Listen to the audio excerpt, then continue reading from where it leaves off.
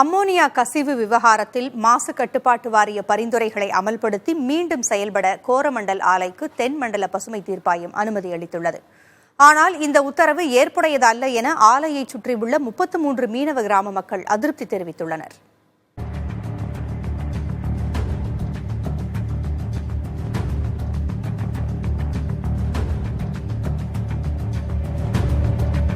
சென்னை எண்ணூரில் உள்ள கோரமண்டல் ஆலையில் கடந்த ஆண்டு டிசம்பர் 26ஆம் தேதி அன்று இரவு அம்மோனியா கசிவு ஏற்பட்டதால் மக்களுக்கு மூச்சுத் திணறல், மயக்கம் ஏற்பட்டது. இதனால் பாதிக்கப்பட்ட மக்கள் ஆலையை நிரந்தரமாக மூடக்கோரி போராட்டம் செய்தனர். இதையடுத்து கோரமண்டல் ஆலையை தற்காலிகமாக மூட தமிழ்நாடு அரசு உத்தரவிட்டது. அம்மோனியா வாயு கசிவு தொடர்பாக தென்மண்டல பசுமை தீர்ப்பாயம் தாமாக முன்வந்து விசாரணை செய்தது. இந்த வழக்கில் தீர்ப்பளித்த பசுமை தீர்ப்பாயம் மாசு கட்டுப்பாட்டு வாரியம் விதித்த தொழிற்சாலை உட்கட்டமைப்பை மேம்படுத்த வேண்டும், பாதிக்கப்பட்டவர்களுக்கு உரிய இழப்பீடு தர வேண்டும் உள்ளிட்ட பரிந்துரைகளை கோரமண்டல் நிறுவனம் பின்பற்ற உத்தரவிட்டது.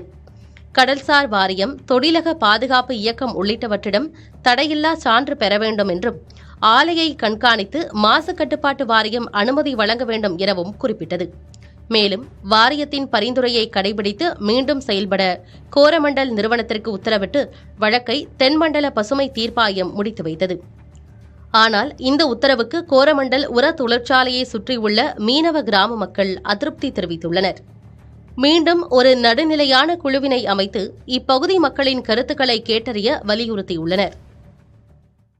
மாசு கட்டுப்பாட்டு வாரியத்துக்கிட்டையும் மேட்டன் போர்டு மற்றும் தொழிலாளர் பாதுகாப்புத்துறை கிட்ட அனுமதி வாங்கி தொழிற்சாலையை திறந்துக்கலாம் அப்படின்னு சொல்றது மிகப்பெரிய ஒரு ஏமாற்றமா இருக்குது. ஏன்னாக்கா இந்த துறைகள் எப்பவுமே ஆண்டுகள் ஒரு முறை இந்த நிறுவனத்தை ஆய்வு செய்து அறிக்கை தாக்கல் பண்ணே இருக்கணும். அப்பொழுது இந்த நிறுவனத்துக்கு அனுமதி வாங்கணும்னு சொன்னாக்கா அப்ப இதுக்கு முன்னாடி இந்த துறைகள்லாம் இங்க அனுமதி வழங்கலையா, அப்ப ஆய்வு செய்யலையான்றதுதான் இது எங்களுக்கு மிகப்பெரிய ஒரு கேள்வியா இருக்குது. கிட்டத்தட்ட ஒரு 50 வருஷமா இந்த கம்பெனியால பாதிக்கப்படுது. அன்னைக்கு பெரிய விபத்து நடந்ததுனால இது வெளியில வந்ததே தவிர தொடர்ந்து இந்த கம்பெனியால நாங்க பாதிக்கப்பட்டு தான் இருக்கோம். என்னைக்கு வேணாலும் அந்த டேங்க் பாதிக்கப்படலாம். சென்னையில் இருக்க எல்லா மக்களும் சாவாங்க.